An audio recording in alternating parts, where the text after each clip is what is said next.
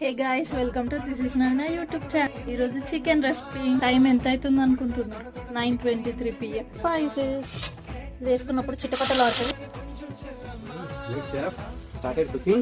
Yes, మేము అప్పాలు చేసిన రోజు కట్టెల పొయ్యి మీద వండినాం. ఇక అదే లాస్ట్ చికెన్. మళ్ళీ ఇప్పుడు వండుకుంటుంది. ఇట్లా నూనె పైకి తేలాలి. ఏ చేయం మనకి.